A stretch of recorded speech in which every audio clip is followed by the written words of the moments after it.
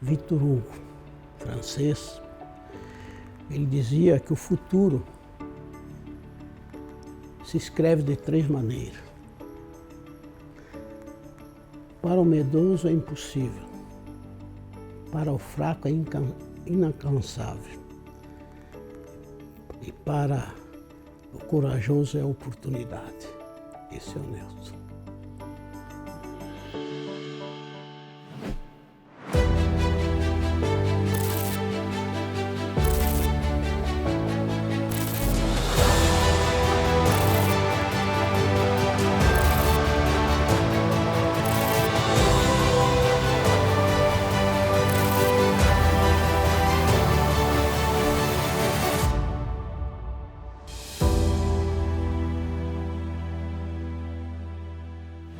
Eu sou gaúcho de Encantado, segundo filho entre 12 irmãos, criado numa pequena propriedade rural, a Polenta e Leite, na comunidade de Jacarezinho.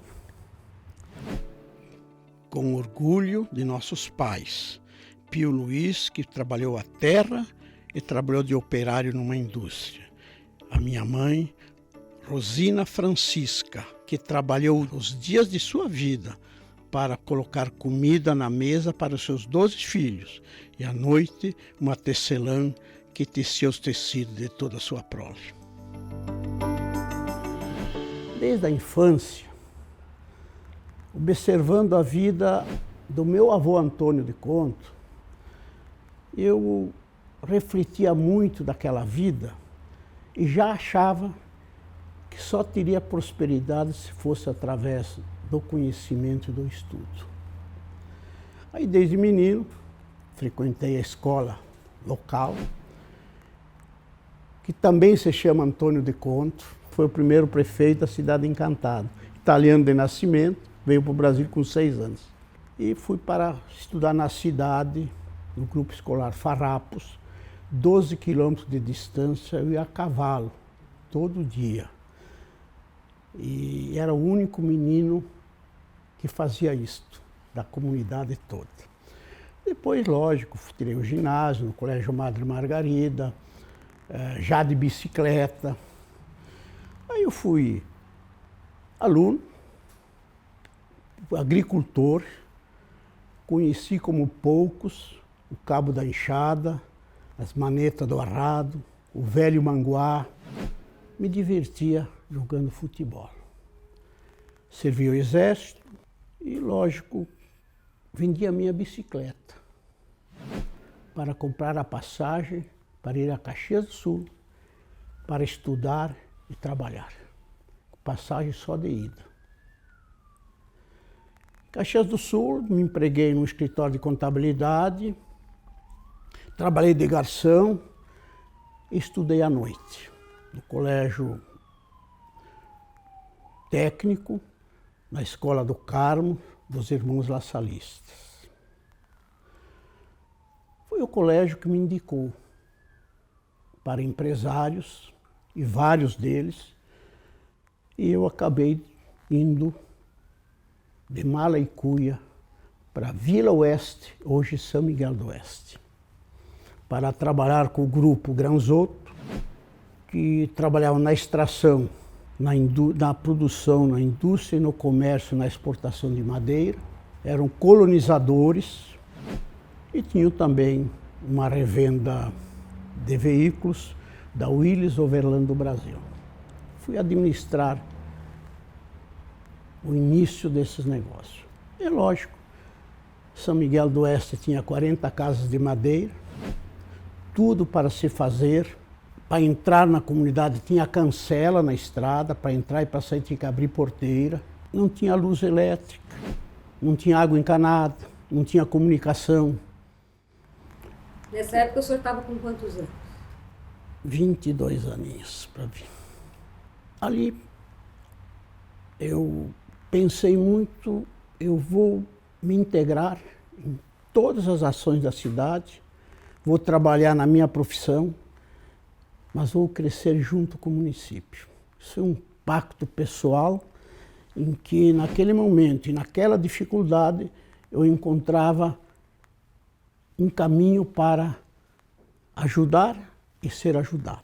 Esse foi o princípio primeiro. Fui vereador, professor, agropecuarista, empresário, atuei com presença permanente na formação de associações comerciais, industrial, Associação dos Vereadores do Extremo Oeste, participei nas associações da formação, sindicatos dos produtores, nos clubes de futebol, nas clubes de serviços. A história do Grande Oeste ela é muito interessante e muito importante. Eu tenho 5 pontos fundamentais que eu acho muito bom até se falar. O Oeste passou pela Guerra das Missões ou dos Palmares, que foi a disputa histórica do Brasil e Argentina por suas divisas. Os argentinos diziam que a divisa era o rio Chapecó, os brasileiros era o rio Peperiguaçu. Essa batalha durou mais de meio século e o Brasil ganhou, Santa Catarina, 36 mil quilômetros de áreas, um território igual a Alagoas. O segundo fato que eu acho muito importante foi a coluna Prestes. A coluna tenentista, a Revolução Tenentista, liderada por Luiz Carlos Prestes, que percorreu praticamente o Brasil contra a área federal e adentrou em Santa Catarina, varando o rio Uruguai, e num sertão inóspito ele deixou marcas indeléveis. O terceiro fato que eu acho muito interessante é o primeiro governador que foi para lá. Adolfo Konder, em abril e maio de 1929, usou trem, veículos, barco, cavalo e a pé. Após a Grande Guerra 14 e 18, inúmeros casais alemães fugiram da guerra e chegaram ao Porto dos Casais em Porto Alegre, que se chamava Porto dos Casais, hoje é Porto Alegre. Ali subiram de barcaça pelo rio Caí, rio da Várzea, entraram no rio Uruguai e formaram a comunidade de Palmitos, descendo aí os protestantes e um pastor. Uma outra leva dessa mesma barcaça ficou em Porto Feliz, hoje Mondaí, também com um pastor protestante. E mais 60 quilômetros para frente pararam, criaram um povoado chamando-se Porto Novo, hoje Itapiranga, onde ficaram os católicos e um padre. E foi para conhecer essas 3 comunidades em 29. Foi dali Getúlio Vargas, que era governador do Rio Grande do Sul, se encontrava em Iraí, que é no outro lado do Rio Uruguai, foi visitar Getúlio Vargas. E a coisa mais interessante desta caminhada dele, que ele usou as clareiras deixadas pela coluna Prestes. Um outro fato que eu acho também muito importante, que nós já fomos território do Iguaçu, que a finalidade dele era para cuidar das divisas, embora com esse tumulto todo. Extinto pela Constituição Getulista de 46. Para mim, o fato mais importante e maior de todos foi a colonização, porque essa eu participei. As segundas gerações de alemães e de italianos do Rio Grande do Sul, que vieram para Santa Catarina buscando terras para poder trabalhar e viver. Vinham somente com a fé, a esperança, a força do braço e a certeza que estavam buscando um torrão natal para as suas gerações. Não encontraram nada. Era um sertão inóspito, onde eles chegavam. Uma grande maioria não tinha casa para morar, fazia casa de pau a pica inicial, até derrubar a mata, fazer a produção de cereais. Assisti, participei e vi a substituição das matas para campos de produção. O surgimento e o crescimento de vilas e de cidades e a plantação de chaminés, que é a nossa indústria e agroindústria. hoje, naquele pequeno canto do nosso estado e do Brasil, produz para alimentar os 213 milhões de famílias brasileiras e participa na alimentação de 140 países no mundo. E através desse trabalho feito na cidade e essa integração com toda a comunidade que chegava, que o início, formando um partido que nos desse palanque e nos desse voz, porque nós éramos abandonados pelos governos. A nossa capital era Porto Alegre, não tinha caminho para vir a Florianópolis. E eu vim a Florianópolis mais do que uma vez, via Porto Alegre, nós não tínhamos estrada para chegar na capital. E o partido e a vida política, ela nasce o início de um palanque de resistência para anunciar a necessidade daquela rica região. Fundamos lá, junto com outros companheiros, o PTB de Getúlio Vargas. Nós saímos do Rio Grande do Sul, nossos pais já eram mais ou menos dessa linha política. E formamos o partido e na primeira eleição já ganhamos a eleição. Na época só existia 3 partidos, não é que tem hoje. Existia o PDS, o PTB e a UDN. E como é que foi essa fase de formação do PTB? Foi muito curta. Nós formamos em 61, 62 e 65, 64 os partidos foram extintos. 65 foram extintos pela Revolução. Quando foi a criação dos novos partidos, aí formou os que era governo, formaram a Arena, e os que não concordavam com o processo ditatorial, formaram o MDB, o nosso querido Manda-Brasa. E aí eu fui seu secretário, fui seu presidente por 10 anos lá no município, e foi o primeiro município em Santa Catarina, depois de registrar o MDB nacional e o estadual, foi o primeiro município a registrar na Justiça Eleitoral o partido do MDB no estado de Santa Catarina. Daí, por necessidade, aí eu fui vereador. Quando isso? Já em 66, 67, eleições, fui eleito vereador. De São Miguel do Oeste? São Miguel do Oeste. Fui 3 mandatos vereador. Vale registrar que na época o cargo era honorífico, nós não recebíamos nada. O vereador não tinha vencimento. Certa vez eu era vereador, trabalhando no meu escritório, na empresa, cuidando. Foi a São Miguel o governador Conde Reis. Depois, ele foi governador já no período militar. E ele foi a São Miguel para me convidar para ser prefeito nomeado, porque lá os prefeitos foram nomeados. E ele mandou o prefeito da cidade, que chamava Hélio Vasso, muito amigo dele, e o Granzotto, que era da minha empresa. Falaram comigo, eu digo, mas o que eu vou dizer para os meus amigos, para os meus companheiros? Libere a eleição. Quando eu fui convidado nessa oportunidade, eu não tinha como aceitar, porque a minha formação não permitia, né? Eu, com formação, como é que eu ia me enxergar no meu espelho?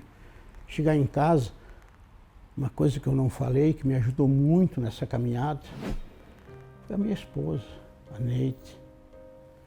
A Neide, eu fui buscá-la, nós fomos namorados desde a infância, desde jovens. Depois que fui morar em São Miguel, fui buscá-la. E é o meu amor eterno. Me deu 3 filhas maravilhosas, me deram 5 netos. E muito devo a eles, e principalmente a minha esposa, por aguentar a barra em casa, porque eu fui um ausente. E ela que comandou, criou e fez essa estrutura familiar para que eu pudesse exercer minhas atividades, quer seja empresarial ou política. Minha esposa eu perdi pelo coronavírus em 2020, novembro de 2020. 63 anos de convívio. Sem ela, dificilmente aconteceria. Eu fui deputado estadual, deputado federal. Mais de uma vez? 3 vezes federal e cheguei ao Senado. E nesses cargos todos de mandatos, às vezes eu era convocado para exercer outras atividades. Na Assembleia Legislativa, eu fui relator da CPI do Procap.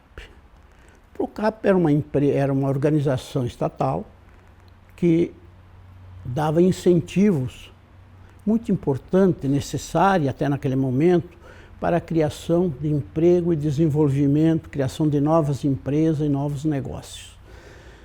E como ela é direcionada politicamente só para uma corrente, foi criada uma CPI e coube a minha sua relatoria. Foi a primeira CPI que começou e terminou no Parlamento Catarinense. No Congresso Nacional, como deputado, tenho orgulho de ter feito talvez a maior relatoria que um parlamentar possa fazer em sua vida pública. Eu relatei o plano da estabilização da economia do Brasil, o nosso real. Lá em 1994, a inflação no Brasil era 82% ao mês, 2,5% ao dia. Em 1993, foi de 2.500% a inflação no Brasil. O que você recebia no começo do mês, no fim do mês, não valia a metade. Então o tecido social era corroído de tal forma do trabalhador, do assalariado, que ele sempre vivia com uma dificuldade tremenda, porque o que recebia valia para aquele momento. Depois a depreciação e os preços eram marcados diariamente. Os preços nas lojas não eram marcados em cruzeiro, eram marcados em ORV, eram marcados em dólar, eles faziam a multiplicação na hora para dar o preço, para não marcar todo dia o reajuste. Era um momento delicado. E nós passávamos por 5 planos fracassados. Fracassaram o plano Brest, fracassou, o plano Verão fracassou, o Cruzado 1, o Cruzado 2, todos fracassaram. E coube a mim, através do fracasso de todos esses planos, encontrar um caminho que não fracassasse. Então a imprensa, eu tenho os relatos em meus escritos, toda ela nos batia muito forte, porque achava impossível que nós íamos encontrar uma solução para aquela grave crise que vivíamos. Lógico, muitos assessores, muitas pessoas me ajudando, muitos economistas participando. Nós conseguimos produzir um relatório, um projeto de conversão, com 53 emendas.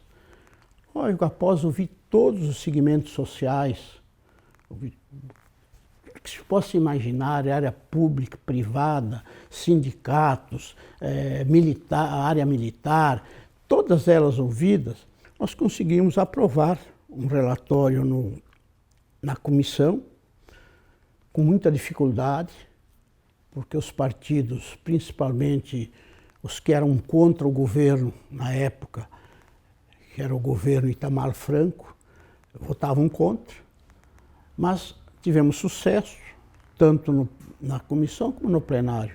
E hoje é o nosso real. E como eram os bastidores lá entre a presidência e o Congresso nessa época para negociar a aprovação do real?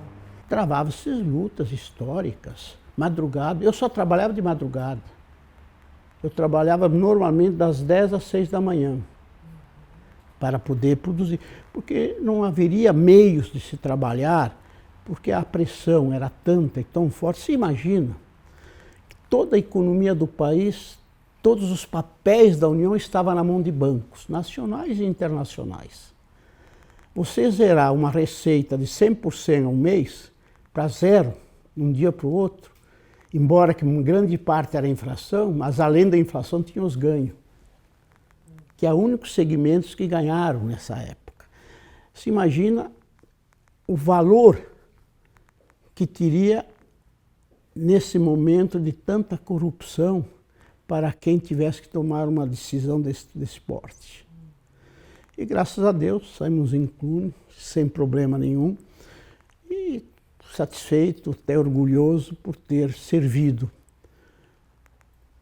o país inteiro e a sua sociedade numa lei tão importante. Na época vocês tinham essa confiança toda no Plano Real? Existia algum temor? Muito temor. Nós tivemos assim uma derrocada econômica no país. Não haveria, o setor produtivo estava se terminando.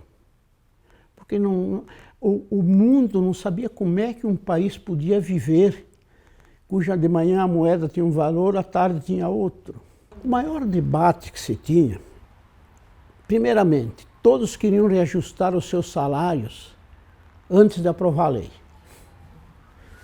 Isso todos, militares, civis, funcionário público, Congresso, todos queriam reajustar o seu salário. Isso foi um debate. O segundo, o grande debate com os sindicatos, para que se mantesse o valor diário do salário dos trabalhadores. Esses foram os dois grandes debates e encontramos uma fórmula muito interessante. Criamos a URV, vinculada ao dólar. Então, hoje uma URV valia $1. Amanhã ela valia $1 e alguns quebradinhos. Então o salário era multiplicado pela ORV, era reajustado todo dia até chegar ao fim do mês. Ele não perdeu o valor nem um dia. Nós precisávamos criar um mecanismo sem que a sociedade tivesse um baque, mas que garantíamos a receita para quem trabalhava. E foi encontrado exatamente aquilo, sem aumentar salário antes, que todos tivessem o salário ajustado. E o nosso cruzeiro, na época, o cruzado, o cruzeiro, o cruzeiro novo, nós tivemos 5 moedas em 5 anos, todas diferentes. Eles não só servia para troca, não tinha efeito de troca de valores, ele só tinha efeito como papel para pagar segurança de pagamento. E o que o senhor conta no livro? Eu conto os bastidores, que a imprensa falava, todos os grandes jornais do país, as críticas, todas elas estão no livro. Grande parte, lógico, não são todas, algumas delas copiadas estão no livro para dizer. E eu provei o contrário para todos eles. Tem assim pessoas de renome, Delfim Neto foi um dos críticos. Podia citar uma dezena, 2 dezenas. O que eles diziam? Diziam que o plano é eleitoreiro, que o plano ia destruir com o salário dos trabalhadores, que nós ia ter uma convulsão social no Brasil. Eu dizia, como é que um parlamentar, um político, um governador, ele convive com 82% ao mês de inflação e não dá nenhuma opinião para encontrar uma solução? É isso que eu pedia deles. Por que eles não vêm me trazer? Eu fiz Bom Dia Brasil nessa linha, fiz vários programas também pedindo apoio e não crítica. A crítica era para não fazer, para deixar como está. Para mudar, nós tínhamos que encontrar caminhos. E nós conseguimos todos os caminhos, inclusive, que o mais importante foi na solução dos salários. E eu fico satisfeito, não diz no livro, porque eu dei todas as respostas sem discutir.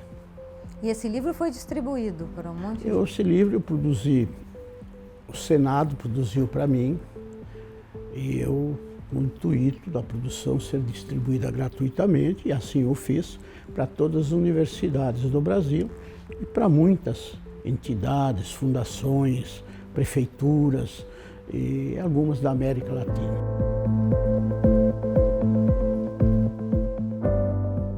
Intercaladamente, eu acabei ocupando 5 secretarias de Estado. Eu fui secretário da Casa Civil, fui secretário dos Negócios do Oeste, eu fui secretário da Agricultura, Abastecimento e Irrigação de Santa Catarina e fui secretário da Fazenda de Santa Catarina.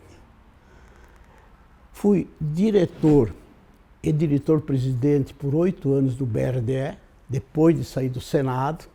Fui também um cargo que me gratificou muito. Fui consultor do Banco Mundial, no projeto Microbacias. Por exemplo, na agricultura. Podemos falar de todos eles, mas vou citar a agricultura. Eu vinha do oeste, da pequena propriedade rural, onde o produtor tem que arar a terra, plantar, colher, armazenar para poder comer. E rezar para que o clima fosse bom para dar a colheita. Eu vi aqui o honrado, também pescador, que só colhia e não precisava plantar. E eram agricultores iguais. E eu dizia para ele, vocês têm que, vamos cultivar. Eu tinha um funcionário muito hábil na Carpesc, na agricultura, e ele me mostrou um projeto, e nós apoiamos o projeto, fomos no Chile buscar, conhecer e buscar a ostra cultivada. Eu reuni todas as 21 colônias de pescadores da época para dar o projeto de presente para eles começarem a produzir ostra. Nenhum aceitou, não vieram para a reunião. E aí nós conseguimos aqui em Santo Antônio de Lisboa, 2 pescadores, entregamos o projeto, acompanhamos o projeto e 6 meses depois fomos lá comer ostra. Hoje trabalha 3.000 pessoas no projeto da ostra e somos o maior produtor da América Latina. Assim eu podia falar da maçã. Nós mandava 2, 3 técnicos todo ano para aprender no Japão a plantar, cultivar a maçã. Quando cheguei à secretaria, eu fui ao Japão, fui ao Mori, uma universidade, para ver se não tinha um professor para vir para cá. E tive uma sorte que eu encontrei um casal de agrônomos com 40 anos de experiência em maçã, se aposentando. E conversei com o projeto da JAICA para ver se eu podia trazer eles para o Brasil. Eles moraram 10 anos em São Joaquim. Casal Fumagai. Hoje somos o maior produtor de maçã do Brasil. Quase que o único, segundo é o Rio Grande do Sul e só. Assim nós fizemos com a cebola, nós éramos 0 em cebola, somos o maior produtor do país. Nós éramos 0 em alho, nós praticamente não se plantava uva. São culturas alternativas que nós criamos naquela oportunidade. Em que governo era essa? Eu trabalhei no governo Pedro Ivo Campos, o inicial da agricultura foi com Pedro Ivo Campos. Mas tem um outro fato também muito importante. Santa Catarina se destaca, que tem só 1,13% do território nacional. É o 5º maior produtor de alimento do país. Por quê? Tudo com pequena propriedade rural, propriedades familiares. Qual é a razão disso? No projeto que eu fui consultor do Banco Mundial, nós selecionamos entre as 1.800 microbacias que tem em Santa Catarina, selecionamos 50%, quase 760, uma coisa assim. E colocamos, microbacia o que é? É uma baixada onde tem um rio, né, e a comunidade está em torno desse rio. Todo o estado ele foi criado ao longo dos rios e das fontes. Porque a água é a primeira necessidade do ser humano. Então o ser humano, a sua inteligência, ele ficou perto nessa bacia. Nós colocamos em todas essas microbacias um técnico, agrônomo ou veterinário, para comandar só naquela comunidade de 40, 50, 100 famílias. Orientar na produção, na tecnologia, nos avanços. É lógico, por trás do governo, a Cidasc, a Caresc, na época, hoje a Epagre, todos eles dando amparo e ajudando. E aí está a resposta, porque nós somos o primeiro produtor de frango, de suínos, grande produtor de leite, com pequena área rural e com pequenas propriedades rurais. E qual foi a participação do Banco Mundial nesse trabalho? 50% do Banco Mundial, na minha época, e 50% do Estado. Investido bastante. E assim nós passamos a vida. Eu acho que poucas regiões do mundo, que ao menos em 6, 7 décadas só, prosperou e tem o que tem hoje o Grande Oeste de Santa Catarina. Hoje nós temos asfalto em todas as cidades, nós temos universidades, aeroportos, hospitais, comunicação, tudo que você imaginar. Isso somente em 60 anos. É muito importante ressaltar que tudo isso foi construído e alicerçado no trabalho de uma sociedade que vieram para Santa Catarina para prosperar. Tudo alicerçado no trabalho, nada alicerçado em nenhum segmento de fazer, vamos para lá que nós vamos botar dinheiro para fazer. Não, saiu do chão.